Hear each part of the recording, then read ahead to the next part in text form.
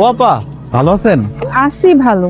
ওই যে কালকে বাজারের সময় বাজার করে আইতেছিলেন, আমার বউ লোকে ধাক্কা লেগে বাজার পড়ে গেল, আমি যে তুলে দিলাম। ও চিন্তা।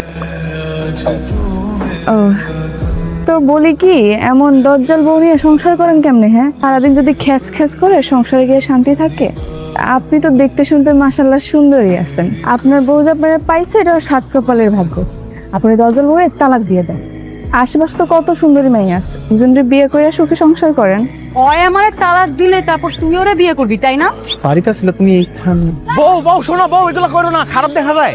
ওই দাঁড়া দাঁড়া, যাবি না? তুই উঠবি না?